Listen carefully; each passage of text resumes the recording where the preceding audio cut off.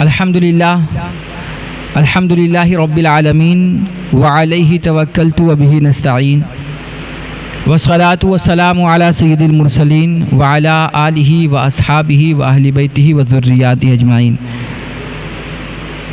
अम्मा बाद फ़अऊज़ु बिल्लाहि मिनश शैतानिर रजीम। बिस्मिल्लाहिर रहमानिर रहीम। फ़सल्लि लिरब्बिका वन्हर। व क़ाल अल्लाहु तआला फ़ी मकानिन आख़र। बिस्मिल्लाहिर रहमानिर रहीम। लन यनालल्लाहा लुहूमुहा वला दिमाउहा वलाकिन यनालुहु तक़वा मिनकुम। सदक़ल्लाहुल अज़ीम व सदक़ रसूलुहुन नबियुल अमीनुल मकीनुल करीम व नहनु अला ज़ालिका लमिनश शाहिदीन व शाकिरीन वल्हम्दुलिल्लाहि रब्बिल आलमीन। दुरूद पाक पढ़ें। अल्लाहुम्मा सल्लि अला सय्यिदना शफ़ीना मौलाना मुहम्मद बारिक वसल्लिम सलातन व सलामन दाइमन अलैका हबीबी या रसूल अल्लाह व अला आलिका व अस्हाबिका या हबीबी या रसूल अल्लाह सल्लल्लाहु तआला अलैहि व आलिहि वसल्लम। हज़रात गिरामी, ये क़ुरबानी के अय्याम चल रहे हैं और क़ुरबानी के हवाले से मुझे गुज़श्ता हफ़्ते ही बात करनी थी, लेकिन किसी वजह से गुज़श्ता हफ़्ते बात नहीं हो पाई थी। इसलिए आज क़ुरबानी की फ़ज़ीलत, क़ुरबानी की अहमियत और क़ुरबानी की हकीकत के ताल्लुक़ से हम कुछ बातें आपके गोश गुज़ार करेंगे।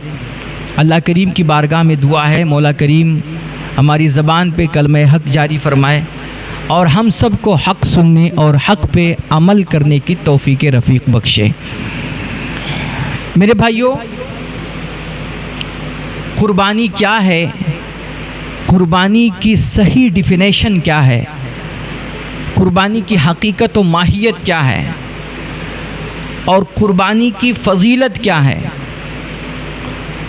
और जो क़ुरबानी का अल्लाह रसूल ने हमें आपको हुक्म दिया है, तो अगर हम क़ुरबानी करते हैं तो इस क़ुरबानी के पीछे हमारे क्या क्या फ़वाइद छुपे होते हैं और इस क़ुरबानी के हुक्म में उम्मत के क्या क्या तरबियती पहलू हैं, ये सारी चीज़ें हमारे आपके लिए जानना बहुत ज़रूरी है। क़ुरबानी अगर हम करना चाहें और क़ुरबानी की तमाम लवाज़िमात को, उसकी हकीकत को, माहियत को, उसकी तारीफ़ को और उसके अग़राज़ व मक़ासिद को अगर हम ना जानते हों तो फिर हम क़ुरबानी की जो असल रूह है ना, उस रूह तक हम नहीं पहुंच पाएंगे, वहाँ तक हमारी रसाई नहीं हो पाएगी। इसलिए बहुत ज़रूरी है कि क़ुरबानी की इन तमाम लवाज़िमात को हम सही तरीक़े से जानें, सीखें और समझें, वरना फिर वही होगा कि जैसे आज कुछ नालायकों ने इस ईद क़ुरबा को, क़ुरबानी की ईद को उन्होंने बकरा ईद कहना शुरू कर दिया है। उन्होंने समझा कि क़ुरबानी शायद ये बकरा ज़बह करने, जानवर ज़बह करने और गोश्त पकाने, टिक्का और बिरयानी पकाने का कोई त्यौहार है। तो जब इंसान किसी भी चीज़ की हकीकत व माहियत को नहीं समझ पाता, उसके अग़राज़ व मक़ासिद को नहीं समझ पाता, उसके पीछे छुपे अपने फ़लाह व बहबूद और इंसानियत की तरक्की को, राज को वो नहीं जान पाता ना, तो फिर यही हश्र होता है कि फिर हम हर चीज़ को रस्म और रिवाज समझ लेते हैं और उसे एक त्यौहार के तौर पर सेलिब्रेट करके मामला ख़त्म कर देते हैं। क़ुरबानी ये मदीने मुनव्वरा में वाजिब हुई और जब अल्लाह के नबी अलैहिस्सलातु तस्लीम ने सहाबे किराम को क़ुरबानी का हुक्म सुनाया तो सहाबे किराम ने उस वक्त अल्लाह के नबी अलैहिस्सलातु तस्लीम से 2 सवालात किए थे। चूँकि सहाबा का भी मामला यही था कि वो कोई हुक्म सुन करके फ़ौरन उस पर आँख बंद करके अमल करना शुरू नहीं कर दिया करते थे, क्योंकि वो चाहते थे कि ये जो हमें हुक्म दिया जा रहा है रब रसूल की तरफ से, पहले हम उस हुक्म के डीप में उतर करके, उसकी गहराई में उतर करके उसकी तमाम हकीकत व माहियत को, फ़वाइद व नुकसान को अच्छे से समझ लें और उसके जब हम तमाम बैकग्राउंड को अच्छे से समझे रहेंगे तो उस पर अमल करने में हमारी दिलचस्पी बढ़ जाएगी और हम बड़े ज़ौक़ और शौक़ के साथ उस पर अमल करेंगे और उसके पीछे अग़राज़ व मक़ासिद को, उसके असबाब को हम सही तरीके से समझ पाएंगे। इसलिए जब मदीने मुनव्वरा में अल्लाह के नबी अलैहिस्सलातु तस्लीम ने क़ुरबानी का हुक्म सुनाया सहाबे किराम को पहली दफ़ा, تو صحابہ نے 2 سوال کیے حضور پاک سے.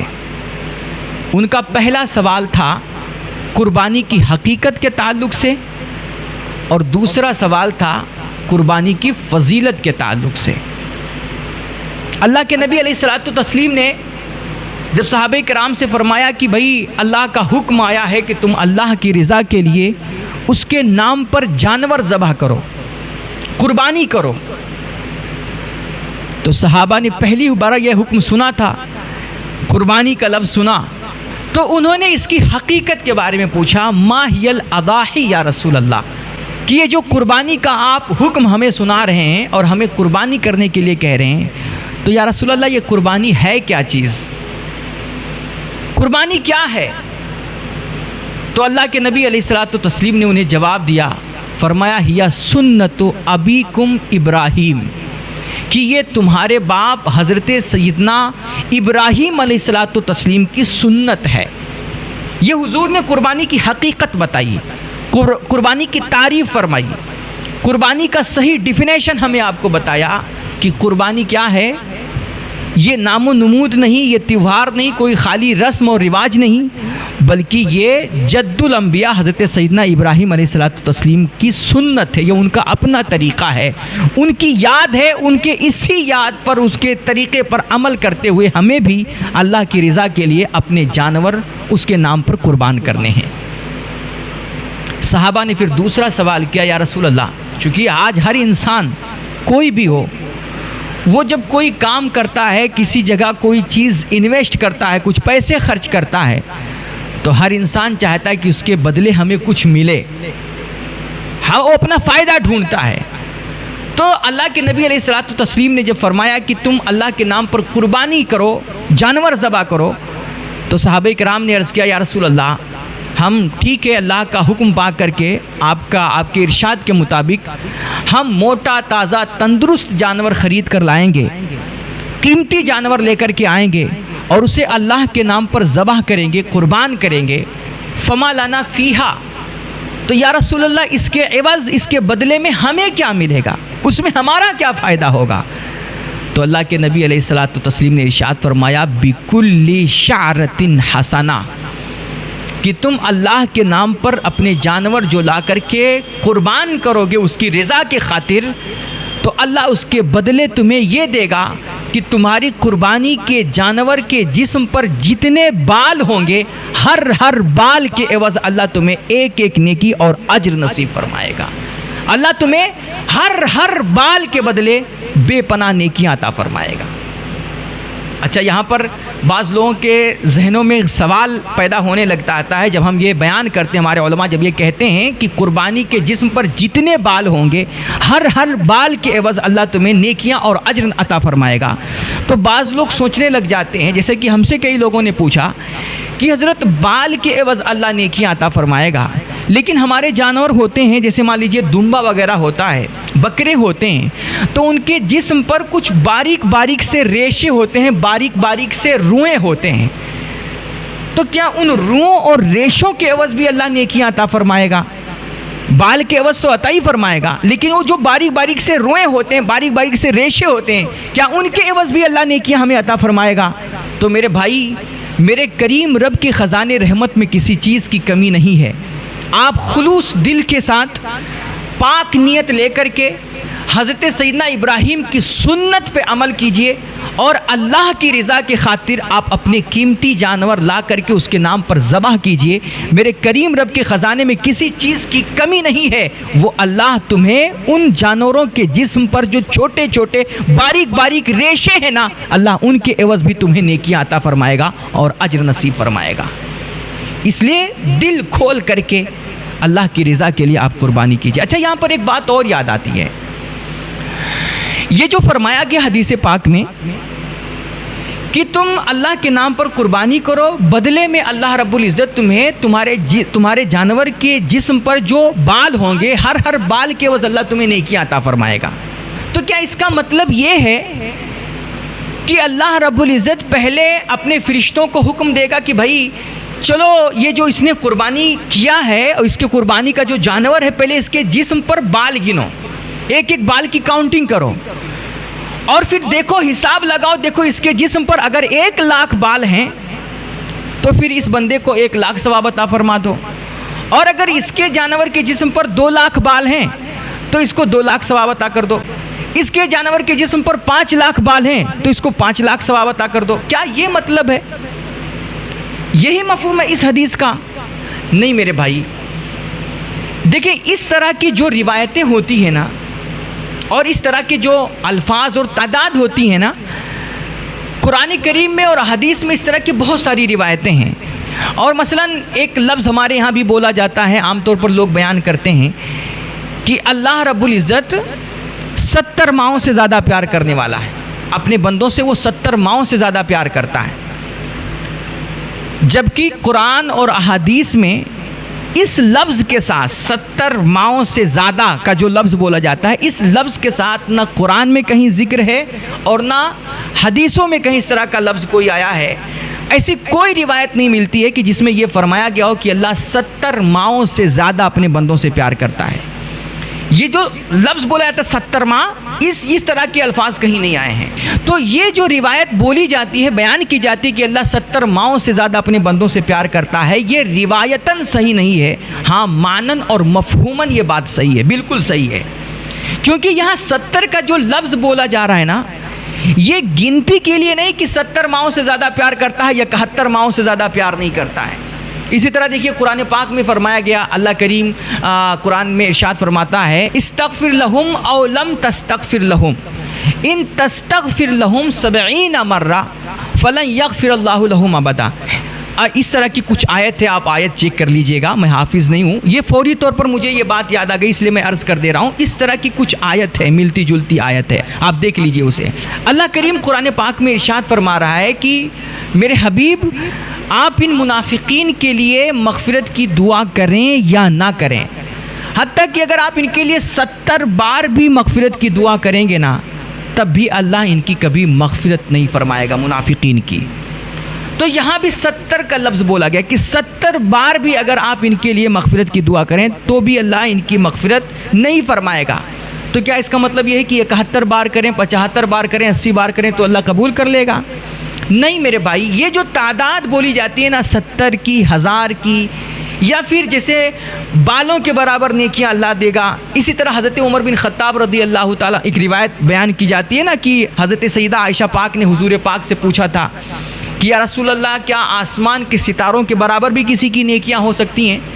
تو اللہ کے نبی نے فرمایا تھا کہ وہ حضرت عمر بن خطاب رضی اللہ تعالیٰ عنہ کی نیکیاں ہیں، وہ پوری روایت ہے۔ تو یہاں پر آسمان کے ستاروں کے برابر ہونا، یا بکری کے جانور کے جسم پر جو بالوں کی تعداد ہے اس کا ذکر کرنا، یا 70 مرتبہ کا ذکر کرنا، 1000 مرتبہ کا ذکر کرنا، یہ ساری جو تعداد بیان کی جاتی ہے یا جو گنتیاں بتائی جاتی ہیں میرے بھائی، یہ ان کا حقیقی معنی مراد نہیں ہوتا ہے، بلکہ یہ کثرت سے کنایا ہوتے ہیں، کثرت سے کنایا، یعنی ان سے مراد ذاتی بتانی ہوتی ہے۔ مطلب یہ ہوتا ہے جیسے ہم کسی انسان سے کہیں کہ ہم نے 70 مرتبہ تجھے سمجھایا، مطلب کہ بہت دفعہ سمجھایا، میں نے 1000 مرتبہ تم سے یہ بات کہی ہے، مطلب بے شمار دفعہ ہم نے یہ بات کہی ہے۔ اسی طرح اللہ کے نبی فرما رہے ہیں کہ تم اللہ کے نام پہ جو قربانی کرو گے، اللہ کے نام پہ جو جانور ذبح کرو گے، اللہ رب العزت اس کے بدلے تمہارے جانور کے جسم پر جتنے بال ہوں گے، ہر بال کے عوض اللہ رب العزت تمہیں ایک ایک نیکی اور اجر عطا فرمائے گا۔ اس کا مطلب یہ ہوا کہ جس طرح تمہارے قربانی کے جانوروں کے جسم کے بال گنے نہیں جا سکتے ہیں، تم اللہ کی رضا کے لیے اس کے نام پہ جب جانور ذبح کرو گے تو اللہ کریم اس کے بدلے تمہیں اتنی نیکیاں اور اتنا اجر اور ثواب عطا فرمائے گا کہ پھر تم ان اجر و ثواب کو بھی کبھی گن نہیں پاؤ گے۔ یعنی کہ اللہ بے پناہ اجر و ثواب اور بے شمار نیکیاں آپ کو عطا فرمائے گا۔ اچھا، اللہ کے نبی علیہ الصلوۃ والتسلیم نے جب صحابہ کرام نے سوال کیا کہ یا رسول اللہ، یہ جو آپ ہمیں قربانی کا حکم سنا رہے ہیں کہ ہمیں ماہ ذی الحجہ کی 10، 11، 12 کو اللہ کے نام پر قیمتی، خوبصورت، موٹے، تازے، بے عیب جانور لا کر کے اس کے نام پہ ذبح کرنا ہے اور قربانی کرنی ہے، تو یہ جو قربانی کا حکم آپ دے رہے ہیں، یہ قربانی ہے کیا چیز؟ اس کی حقیقت کے بارے میں جب صحابہ نے پوچھا تو اللہ کے نبی نے کیا فرمایا؟ یا سنت ابیکم ابراہیم، کہ یہ تمہارے باپ جد الانبیاء حضرت سیدنا ابراہیم کی سنت ہے. سنت کا معنی طریقہ، سنت کا معنی دستور، سنت کا معنی عمل. حضور نے فرمایا کہ یہ جو قربانی ہے مخصوص ایام میں، مخصوص دنوں میں، یہ مخصوص جانوروں کی جو قربانی کرنی ہے، یہ قربانی دراصل حضرت ابراہیم کی سنت ہے. یہ بتائیے کیا حضرت ابراہیم نے بکرا دمبا ذبح کیا تھا؟ حضرت ابراہیم نے پڈا ذبح کیا تھا؟ بھینس کی قربانی کی تھی؟ حضرت ابراہیم نے تو اپنے بیٹے کی گردن پہ چھری چلائی تھی نا. حضرت ابراہیم نے سیدنا اسماعیل علیہ السلام کی قربانی کی تھی، اگرچہ بعد میں مشیت الہی کے تحت ان کی جگہ پہ دمبا ذبح ہوا، لیکن چھری انہوں نے بہرحال اپنے بیٹے کی گردن پہ چلائی تھی. تو یہ ہماری قربانی، ہم بکرا دمبا ذبح کرتے ہیں، وہ بیٹے کی گردن پہ چھری چلا رہے ہیں، تو ہماری یہ قربانی ان کی سنت کیسے ہوئی؟ وہ بیٹے کی گردن پہ چھری چلا رہے ہیں، ہم بکرا دمبا ذبح کر رہے ہیں. اور ان کا بیٹا بھی، اللہ اکبر، بیٹا بھی کیسا تھا یار، اکلوتا بیٹا، چہیتا بیٹا، جسے اللہ سے مانگ مانگ کر کے انہوں نے حاصل کیا تھا. مصلی پہ کھڑے ہو کر کے، رو رو کر کے، تڑپ تڑپ کر کے اللہ سے مانگا تھا.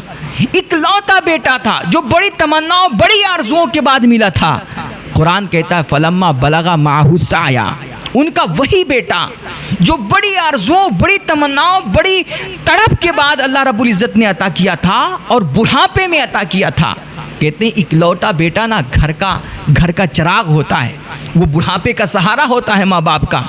اور جس کے گھر میں صرف ایک بچہ، اگرچہ بچیاں بھی ہیں، لڑکیاں بھی ہیں، لیکن اس گھر میں صرف ایک لڑکا ہو، آپ اس کے ماں باپ سے جا کے پوچھ لیجئے کہ اس لڑکے کی کتنی لاڈ اٹھائی جاتی ہے اور کتنا اس کا خیال رکھا جاتا ہے. حضرت سیدنا ابراہیم علیہ السلام کو اللہ رب العزت نے بڑھاپے میں اسماعیل علیہ السلام عطا کیے تھے. اور جب حضرت اسماعیل علیہ السلام، قرآن کہتا ہے فلما بلغ معہ السعی، یہی اسماعیل علیہ السلام جب ابراہیم علیہ السلام کے ساتھ چلنے پھرنے کے قابل ہو گئے، کچھ بڑے ہو گئے، ان کے ساتھ دوڑنے بھاگنے لگے، جب ان کی عمر 14-15 سال کی ہوئی تو حضرت ابراہیم علیہ السلام کو خواب آیا اللہ کی جانب سے کہ وہ انہی اسماعیل کو اللہ کے نام پہ ذبح کر رہے ہیں. دیکھیے انبیاء کا خواب جو ہوتا ہے نا، یہ حجت ہوتا ہے، یہ اللہ کی طرف سے وحی ہوا کرتا ہے. ہمارا آپ کا خواب، بلکہ بڑے سے بڑا قطب، ابدال، ولی، صحابی کا بھی خواب حجت نہیں ہے. ہم اور آپ اگر خواب دیکھیں کہ ہم اپنے بچے کی گردن پہ چھری چلا رہے ہیں تو صبح اٹھ کر کے ہمیں اپنے بچے کو ذبح کرنا ضروری نہیں ہے. خواب ہے ہمارا. لیکن اگر یہی خواب ابراہیم دیکھ لیں تو صبح اٹھ کر کے انہیں اپنے بچے کو راضی کرنا پڑتا ہے اپنے رب کے نام پر ذبح ہونے کے لیے. حضرت ابراہیم علیہ السلام نے خواب دیکھا اور مسلسل 3 دن یہ خواب آتے رہے کہ آپ حضرت اسماعیل کی گردن پہ چھری چلا رہے ہیں. آپ کو جب یہ خواب آیا تو حضرت ابراہیم علیہ السلام اپنے بیٹے حضرت اسماعیل علیہ السلام کے پاس گئے اور آپ نے جا کر کے حضرت اسماعیل سے کہا کہ بیٹا میں نے خواب دیکھا ہے، انی اذبحک، کہ میں آپ کو ذبح کر رہا ہوں. فانظر ماذا ترى، بیٹے بتاؤ آپ کی کیا رائے ہے، آپ کیا چاہتے ہو. اللہ اکبر. اسماعیل بھی پلے تھے سیدہ ہاجرہ پاک کی گود میں، اور انہوں نے بھی تربیت پائی تھی حضرت سیدنا ابراہیم خلیل اللہ کی گود میں، ان کی زیر نگرانی یہ تربیت پائی تھی.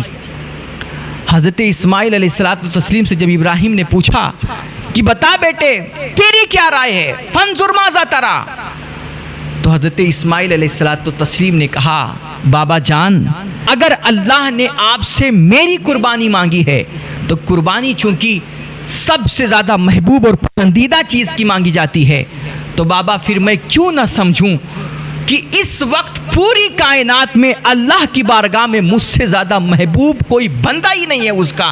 اگر اللہ نے میری قربانی مانگی ہے تو یا ابتف الما تؤمر، بابا جان آپ کو اللہ کی طرف سے جو حکم ملا ہے آپ اسے کر گزریے، رہا میرا معاملہ ستجدنی انشاءاللہ من الصابرین، تو آپ مجھے انشاءاللہ صبر کرنے والوں میں سے پائیں گے۔ اللہ اکبر! یہ فیضان نظر تھا یا مکتب کی کرامت؟ سکھلائے تھے یہ کس نے اسماعیل کو آداب فرزندی۔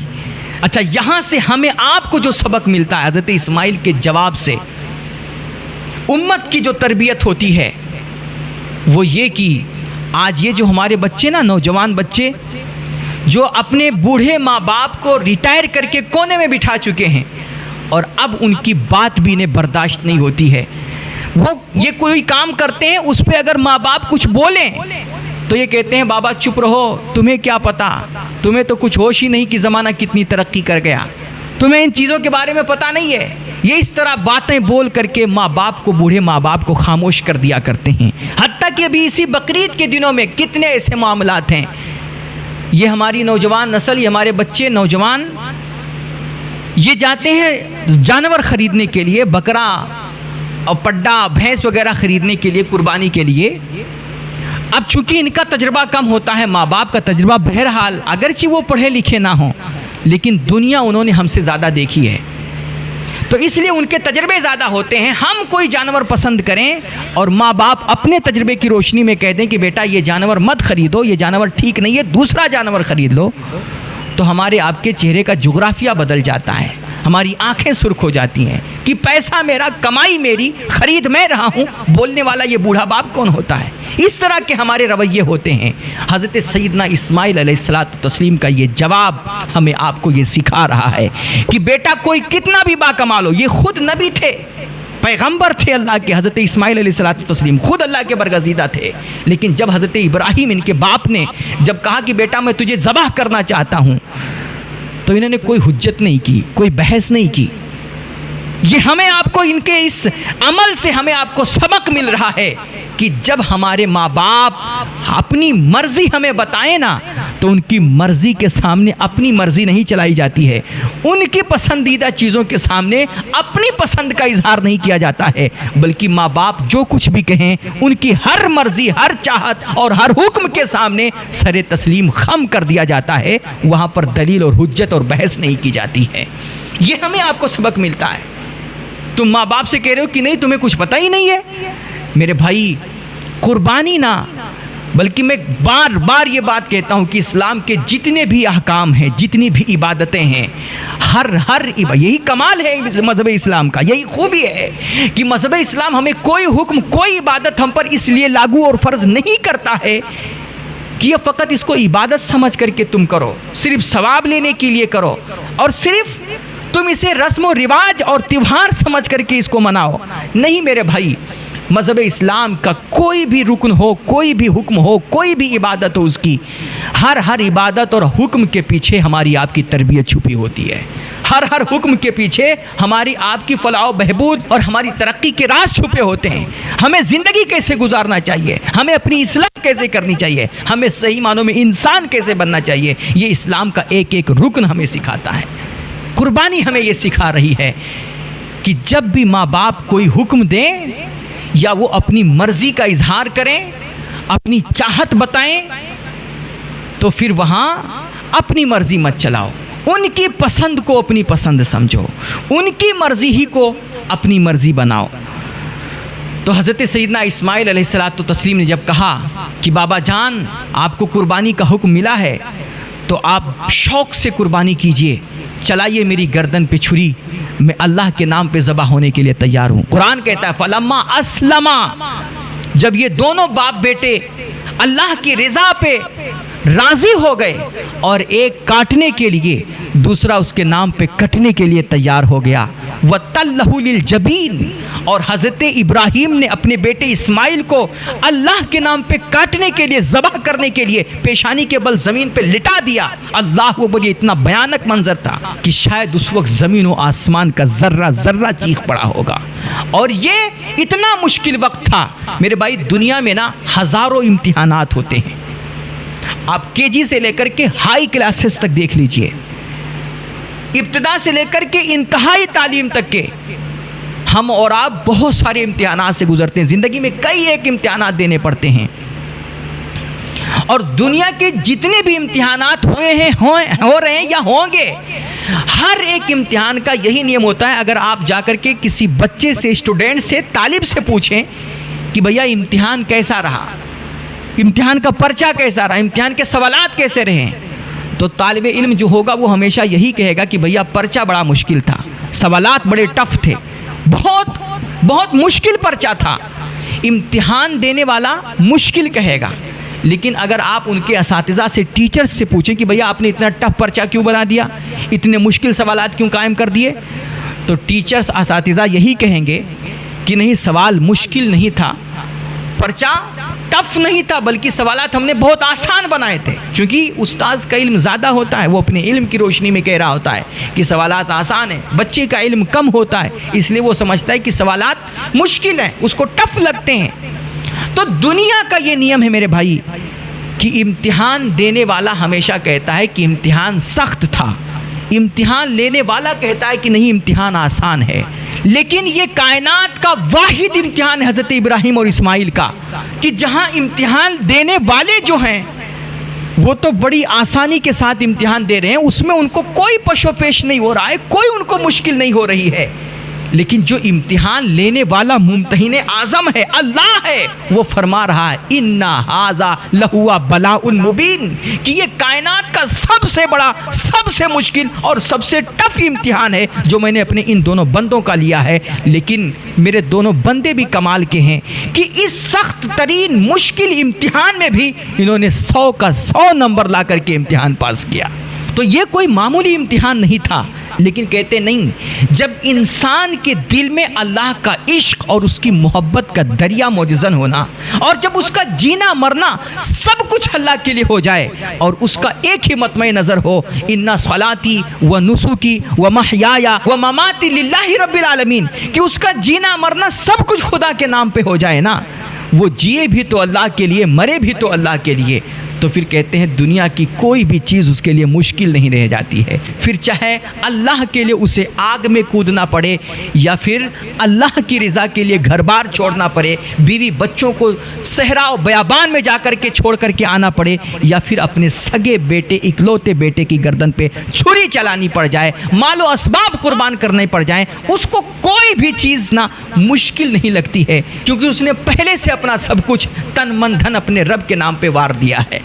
تو حضرت سیدنا ابراہیم علیہ الصلوۃ والتسلیم میں بات کر رہا تھا کہ یہ قربانی ابراہیم علیہ الصلوۃ والتسلیم کی سنت ہے. اللہ کے نبی فرما رہے ہیں یا سنت ابیکم ابراہیم، کہ یہ حضرت ابراہیم کی سنت ہے. تو انہوں نے اپنے سگے بیٹے کی گردن پہ چھری چلائی تھی، اور ہم بکرا دمبا ذبح کرتے ہیں، ہماری یہ قربانی ابراہیم کی سنت کیسے ہوگی؟ یہ سوال ہوتا ہے. سنت تو تب ہوگی جب ہم بھی اپنے سگے بیٹے کی گردن پہ چھری چلائیں، جب ہم بھی اپنے بچوں کو ذبح کریں، تب سنت بنے گی صحیح معنوں میں نا. ہم بکرا دمبا ذبح کریں اور یہ ابراہیم کی سنت ہو جائے، یہ کیسے ہو سکتا ہے؟ تو میرے بھائی، آپ کی قربانی حضرت ابراہیم کی جو سنت کہی گئی ہے، یہ سنت دو طریقے سے ہو سکتی ہے. ایک طریقہ یہی کہ یا تو آپ اپنے بچے کی گردن پہ چھری چلائیں، اور یہ ہماری شریعت میں ابھی ہے نہیں. تو پھر ہماری قربانی حضرت ابراہیم کی سنت کیسے بنے گی؟ تو ہماری یہ قربانی جو ہم بکرے، دمبے، پڈے، بھینسوں کی جو قربانی دے رہے ہیں، جانوروں کی جو قربانی دے رہے ہیں، یہ جانوروں کی قربانی ابراہیم کی سنت کما حق اس وقت بنے گی جب ہمارا قربانی کرتے وقت جو نظریہ ہے وہ حضرت سیدنا ابراہیم علیہ الصلوۃ والتسلیم کے نظریے سے میل کھا رہا ہو. ہمارے دل کی نیت، ہمارے دل کا خلوص ویسا ہی ہو جیسا حضرت سیدنا ابراہیم علیہ الصلوۃ والتسلیم کا تھا. گویا قربانی کرتے وقت ہمارے دل میں یہ نیت ہو اور ہمارے دل کے خلوص کا یہ حال ہو کہ ہم اپنے جانور کی گردن پہ جب چھری چلائیں تو یہ عہد کریں کہ میرے مالک دیکھ، تیرے حبیب کا حکم پا کر کے، تیرے ارشاد کے مطابق، تیری رضا کے خاطر آج ہم نے تیرے نام پہ لا کر کے موٹا، تازہ، خوبصورت، تندرست اور قیمتی جانور ذبح کر دیا ہے. میرے مالک، لیکن میرے دل کی نیتیں، میرے دل کا خلوص بالکل ویسا ہی ہے جیسے ابراہیم علیہ السلام کا تھا۔ آج تیرا حکم پا کر کے ہم نے تیرے نام پر جانور ذبح کیا ہے، میرے مالک کل کو اگر تیرے دین کو، تیرے نبی کی شریعت کو، میری جان، میرے بچوں کے جان اور مال کی بھی ضرورت پڑی تو میرے مالک تیری راہ میں ہم اپنے جان، مال اور بچوں کی بھی قربانی دینے کے لیے تیار ہیں۔ آج جس طرح تیرا حکم پا کر کے ہم جانور کی گردن پہ چھری چلا رہے ہیں، کل تیرے دین کو اگر ضرورت پڑی، تیرے حبیب کی شریعت پہ اگر آنچ آئی اور ان کے ناموس پہ اگر آنچ آئی تو ہم اس کے لیے اپنے بچوں کے بھی گردن پہ چھری چلوا لیں گے اور تیرے حبیب کی ناموس پہ آنچ نہیں آنے دیں گے۔ یہ جب ہمارے اندر جذبہ ہوگا نا تو ہماری یہ قربانی ابراہیم علیہ السلام کی جا کر کے سنت بنے گی۔ اور اسی لیے اللہ کا قرآن کہہ رہا ہے کہ یہ جو تم بڑے موٹے تازے جانور لے کر کے آتے ہو نا دکھانے کے لیے محلے، گاؤں اور پورے شہر میں کہ مجھ سے زیادہ بڑا جانور کسی کے پاس نہیں، اتنا خوبصورت جانور، اتنا قیمتی جانور کسی نے نہیں خریدا جو حاجی صاحب نے خریدا ہے۔ اور پھر آج کل کے تو طرح طرح کے رسم و رواج مارکیٹ جو جانوروں کے لگتے ہیں اس میں دیکھیے طرح طرح کے جانور پیش کیے جاتے ہیں دکھاوے کے لیے، ناموری کے لیے، زیادہ سے زیادہ قیمت حاصل کرنے کے لیے۔ کوئی جانور کو بادام کھلا رہا ہے، کوئی کاجو کھلا رہا ہے، کوئی ٹانس پلا رہا ہے۔ ابے یہ سب کیا ہے؟ اسلام نے قربانی کے لیے تم سے صرف بے عیب صحت مند جانور مانگا ہے، یہ نہیں کہ کاجو بادام کھانے والا جانور آپ لے کر کے آئیں۔ یہ کس نے تم کو اجازت دی کہ اپنی طرف سے یہ منمانی کریں؟ آپ اس کو ٹانک پلائیں اور اس طرح جو ہے اس کا جسم پھلا کر کے، موٹا کر کے، اس کی چربی بڑھا کر کے اور مارکیٹ میں آپ اس کا دکھاوا کریں۔ تو یہ جو ہم اور آپ دکھانے کے لیے، ریاکاری کے لیے اور یہ جو شہرت کمانے کے لیے اور نام حاصل کرنے کے لیے موٹا تازہ تندرست جانور لے کر کے آتے ہیں اور اس کو کاجو بادام، اگرچہ گھر کا بغل کا پڑوسی بھوکا مر رہا ہو، کبھی ہم نے اس کی خبر تک نہ لی ہو، لیکن آج جانور کو ذبح کرنے کے لیے، نام کمانے کے لیے اس کو ٹانک پلا رہے ہیں اور اس کو کاجو بادام کھلا رہے ہیں۔ اللہ کا قرآن کہہ رہا ہے کہ تمہارے ان جانوروں کا اللہ کی بارگاہ میں نہ خون پہنچتا ہے نہ ان کا گوشت پہنچتا ہے۔ اللہ کو تمہاری اس خوبصورت جانور کی ضرورت نہیں ہے، اس کے خون اور گوشت کی ضرورت نہیں ہے، اسے تم خود اپنے فریج میں بھر لو، تم خود اس کی بریانی پکا پکا کر کے کھاؤ اور ٹکا بناؤ۔ یہ تم نے عیاشیوں کا تہوار بنا لیا بقرعید کو۔ اللہ کی قسم یہ جو تمہارے پکوان ہیں نا، یہ جو تمہاری طرح طرح کی جو ڈشیں ہیں اور یہ جو تمہارے جانوروں کے گوشت ہیں، ان کا نہ خون اللہ کی بارگاہ میں پہنچتا ہے نہ ان کی چربی اور گوشت اللہ کی بارگاہ میں قبول ہوتی ہے۔ ایک بھی چیز اللہ کی بارگاہ میں قبول نہیں ہوتی ہے۔ اللہ کی بارگاہ میں جو چیز قبول ہوتی ہے، قرآن فرما رہا ہے، وہ ہمارے آپ کے دل کا تقویٰ ہوتا ہے، ہماری آپ کی نیتیں ہوتی ہیں، ہمارے آپ کے دل کا خلوص ہوتا ہے، اللہ کی بارگاہ میں وہ قبول ہوتا ہے۔ اور آج وہ ہمارے آپ کے دل میں رہ ہی نہیں گیا، صرف ہم دکھاوے کے لیے۔ اور قربانی نام تھا اپنی من پسندیدہ چیز کو اللہ کے نام پہ قربان کرنے کا، نام ہی ہے اس تہوار کا قربانی یار، کہ سب کچھ اپنے رب کے نام پہ تج دو، دے دو، اللہ کے نام پہ نچھاور کر دو اسے۔ اور ہم ہیں کہ وہی جانور جو قربان ہی اللہ کے لیے کیا ہے یار، اس کا 2 بوٹی گوشت بھی ہم کسی کو نہیں دے پاتے ہیں، وہ بھی اپنے فریجوں میں بھر لیتے ہیں۔ پھر آپ کی طرف سے قربانی کیسے ہوئی؟ گوشت بھی اس جانور کا گوشت جو قربان ہی اللہ کے لیے ہم نے کیا ہے یار، وہ بھی ہم چاہتے ہیں کہ سب کچھ اپنے پاس ہی جمع کر کے رکھ لیں اور محرم تک کھاتے رہیں۔ ہم وہ گوشت بھی غریبوں تک نہیں پہنچا پاتے ہیں، جبکہ یہاں گوشت غریبوں میں تقسیم کرنے کا جو حکم دیا گیا ہے، اس کا مقصد یہ ہے کہ اس کے ذریعے سے ہماری آپ کی عملی تربیت ہو کہ دیکھو آج تم نے اللہ کے نام پر قربانی کی ہے اور قربانی کا یہ گوشت جا کر کے غریبوں میں تقسیم کرو، محتاجوں میں تقسیم کرو، بانٹو۔ دیکھو کہ اللہ کے کچھ مجبور اور لاچار بندے کیسے ہیں کہ جو سالوں سال ہو جاتا ہے گوشت نہیں کھا پاتے ہیں، پیٹ بھر کھانا نہیں کھا پاتے ہیں۔ جاؤ آج ان کو تم یہ تقسیم کرنے کے بہانے جاؤ ان کے پاس، ان سے ملو، ملاقات کرو، ان کو بانٹو یہ گوشت اور ان کی یہ حالت دیکھ کر کے آج سے یہ سبق لو کہ جس طرح تم آج ان کو کھانا کھلا رہے ہو، گوشت تقسیم کر رہے ہو، اگر اللہ نے تم کو نوازا ہے تو سال بھر ان کو گوشت تقسیم کرتے رہنا اور ان کو کھانا کھلاتے رہنا۔ یہ ہماری آپ کی اس کے پیچھے یہ تربیتی پہلو ہے۔ سال میں ایک دن بقرعید کے دن آپ نے اگر غریبوں کو اللہ نے توفیق دی تو گوشت 2 بوٹی دے ہی دیا تو صرف سال کے ایک دن گوشت دینے سے کام چل جائے گا؟ سال کے بقیہ ایام میں ان غریبوں کا خیال کون رکھے گا اور انہیں کھانا کون کھلائے گا؟ اس سے ہماری آپ کی تربیت کی جا رہی میرے بھائی. لیکن کتنے محروم ہیں ہم اور آپ کہ اس دن کا اللہ کے نام پہ ذبح کیا ہوا جانور، اس کا گوشت بھی ہم سمیٹ کر کے اپنی فریجوں میں جمع کر لیتے ہیں. اور اسی طرح قربانی کے بہت سارے تربیتی پہلو ہیں کہ اگر جانور تمہارا بے عیب ہونا چاہیے، جانور تمہارا خوبصورت تندرست ہونا چاہیے، تو میرے بھائی قربانی کے جانور کے لیے اگر یہ شرط ہے کہ تمہارا قربانی کا وہ جانور بے عیب ہو، تو جس پونجی سے، جس پیسے سے آپ وہ جانور خرید رہے ہیں، وہ پیسہ بھی تو بے عیب ہونا چاہیے، وہ بھی تو حلال کا ہونا چاہیے. اور قربانی کا جانور اگر آپ کا بے عیب ہے، وہ تمام طرح کے نقص سے پاک ہے، تو پھر قربانی کرنے والے کی اپنی کیا ذمہ داری ہے؟ اسے بھی تو ہر عیب سے پاک ہونا چاہیے، اس کو بھی تو نقص سے پاک ہونا چاہیے، اس کو بھی تو اپنی کمیاں دور کرنی چاہیے. اور اگر اللہ رسول کا یہ حکم ہے کہ عید الاضحیٰ میں، عید قربان میں اپنی قربانی کے جانور کی گردن پہ چھری چلاؤ، تو رب رسول کا یہ بھی تو حکم ہے کہ اپنے اندر بیٹھے شیطان اور اپنے نفس امارہ کی گردن پہ چھری چلاؤ. یہ بھی تو حکم ہے. اپنی نفرتوں پہ چھری چلاؤ، اپنی چاہتوں پہ چھری چلاؤ، اپنے گندے ناپاک جذبات کا خون کرو. یہ بھی تو حکم ہے. تمام طرح کی دشمنیاں اور عداوتیں ختم کرو. یہ گندے کردار پہ چھری کون چلائے گا؟ گندے کریکٹر پہ چھری کون چلائے گا؟ یہ گندی عادتوں پہ چھری کون چلائے گا؟ تو قربانی کے دنوں میں اگر ایک جانور کی گردن پہ چھری چلانا ہمارے آپ کے لیے واجب ہے، تو سال بھر پوری زندگی اپنی بری چاہتوں، ناپاک خواہشوں اور اپنے نفس امارہ کی بھی گردن پہ چھری چلانا ہمارے آپ کے لیے واجب ہے.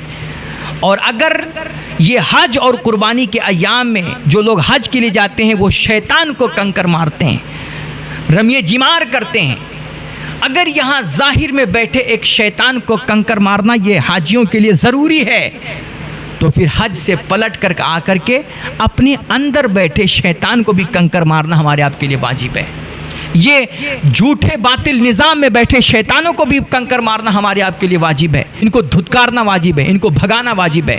اپنے آپ کو ہر اس بری چیز سے دور کرنا ہے جو ہمیں رب رسول کے راستے سے روکے. حضرت ابراہیم علیہ الصلوۃ والتسلیم حضرت اسماعیل کو لے کر کے جب وادی مینا ذبح کرنے کے لیے جا رہے تھے، شیطان نے آ کر کے ان کو اللہ کی مرضی پہ عمل کرنے سے روکا تھا. انہوں نے کنکر مارا تھا. گویا ہمیں یہ سبق مل رہا ہے کہ جو چیزیں ہمیں اللہ کے راستے پہ چلنے سے اور اللہ کی مرضی اور اس کے حکموں کا پابند بنانے سے روکیں، ہمیں ہر اس چیز کو کنکر مارنا ہے اور ہر شیطان کو دھتکار کر کے بھگانا ہے. ہر اس شیطان کو، خواہ وہ شیطان حقیقی شیطان ہو یا انسانوں کے بھیس میں چھپا کوئی شیطان ہو. شیطان دو طرح کے ہوتے ہیں، الذی یوسوس فی صدور الناس من الجنۃ والناس، وہ جو انسانوں کے دلوں میں وسوسے پیدا کرتے ہیں، انہیں بھٹکاتے ہیں، گمراہ کرتے ہیں، اچھائیوں کے راستے سے روکتے ہیں.